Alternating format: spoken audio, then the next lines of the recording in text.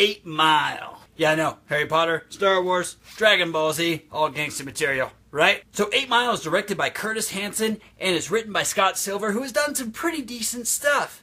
And it stars Eminem, Brittany Murphy, Mekhi Phifer, Kim Basinger, and for a brief moment, Michael Shannon. This is a viewer's choice from my niece, Adriana Rogers. Believe it or not, Adriana Rogers is actually an aspiring rapper. And you can find her information right there at Slim Respect on the SoundCloud. Go check her out and give her a little bit of support. And speaking of support, thank you, Adriana, for all of your support on my channel. And thank you for making me an uncle at 9 years old. Yes, people, I have been an uncle for 18 years. For real. This is her favorite movie, and so obviously I go into the movies really hoping that I'll like them because I don't want to trash someone's favorite movie, you know, publicly. I'm actually probably just going to re-ask you and be like, yeah, give me another one. But maybe I did like this. Well, I pretty much gave it away. I liked the movie, for heaven's sakes, at least a little bit, but I guess we're going to find out how much I did like it by starting with the characters. You got Eminem playing Eminem, and Eminem is Eminem. Is that good enough? Absolutely. I was really invested in this character. Now, I don't know how historically accurate this is, but if it went down, at least sort of the way it went down in this movie, then I am absolutely behind Eminem. Holy crap, dude. What a life, bro. I really liked Eminem as a character. I felt like I could really get behind him and I could follow him. He was a really relatable and likable person. I mean, there are times where he gets upset and gets pissed off, and, you know, at those times I would get upset and pissed off, but especially his relationship with his little sister or daughter. I don't know. In the song it says it's his daughter, but then in the movie it's his little sister, I'm pretty sure.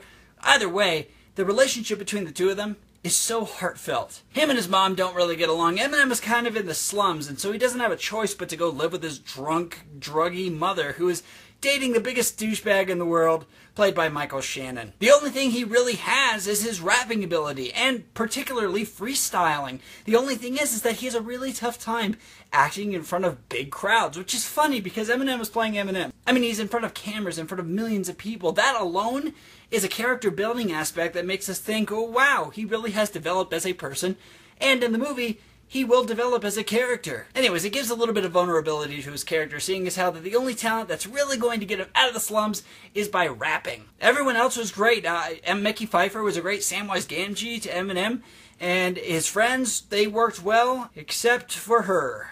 What the freak, man. She was absolutely useless, absolutely pointless. I literally have never watched a movie where someone was so pointless to the overall story arc. It just...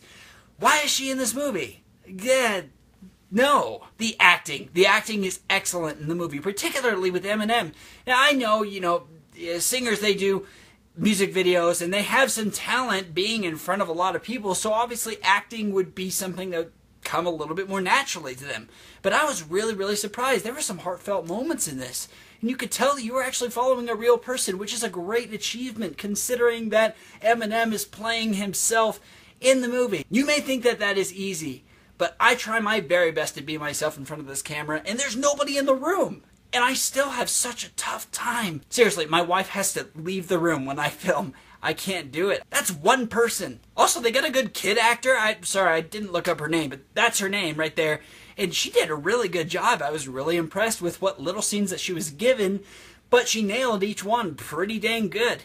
Kim Basinger also has some really heartfelt scenes that I was really impressed with. The dialogue. It was good.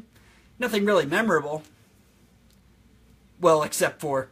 As we move toward a new world order, a normal life is boring, but superstardom's close to postmortem. The story. The story, it's a life story. It's a redemption story. Redemption stories are always really kind of by the books, and they don't really get to you. So you have to go about different ways in order to tell a story that is an origin story. And I think they did that really well in this movie, particularly because this is not about Eminem's climb to fame. This is about Eminem overcoming a very small weakness that causes some big problems for him. Those are not only the characters that we love, but it's also the people that we love. They give us hope. Just a little side note, but when they had fight scenes in this movie, there was no punch sounds, you know. There were none of those, and that was awesome. I also loved that the song Lose Yourself is being written little by little throughout the movie. Now, I don't know if Lose Yourself came out before this movie or it was an homage to this film. I don't really know because I didn't see this movie in theaters. I only saw it only a couple weeks ago. But I really liked that because it was like it was a different song. Every time you heard it throughout the movie, it was literally being put together in his head.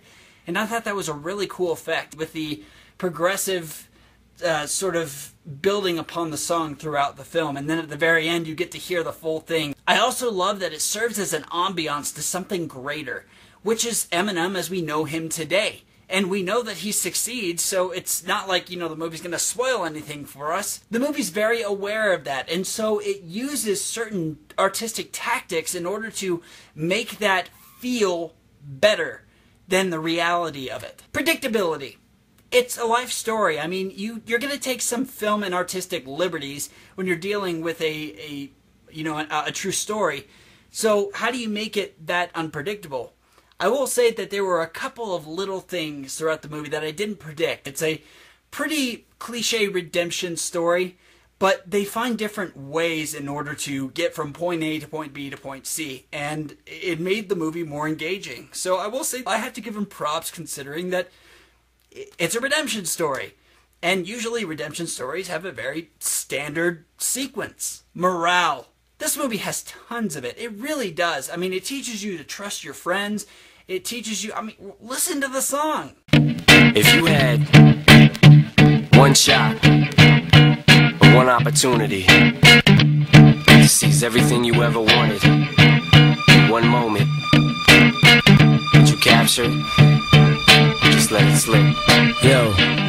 The only complaint that I have with the movie as a whole, and with the moral part of the film, is the girl. I mean, literally, she serves as a sex object throughout the entire film. They try to make you feel like there's something that's going to happen between her and Eminem. It doesn't go anywhere, and she does something that pisses you off, it pisses Eminem off, and then at the very end, they're just cool, they're good. What? Also, if you're going to take your kids to see this movie, it does have a lot of F-words in it. That stuff doesn't really bother me very much because that's what I grew up with. I grew up in the ghetto, Fondren Park in Missouri City, Texas, Houston, Texas, suburb of Houston, Texas. Good old H-Town, man. Guys, 8 Mile really surprised me. I actually really, really liked this movie. You guys just got to keep them coming because all the movies that you guys have liked so far, I have liked. Guys, 8 Mile was great. I recommend it to anybody. I'm going to put it at number 82 on the list. So 8 Mile, absolutely. I recommend it to anybody and everybody, except for kids, maybe. But it's up to you, parents. Whatever you want to do. And tell me what you thought about it below because I absolutely care to know.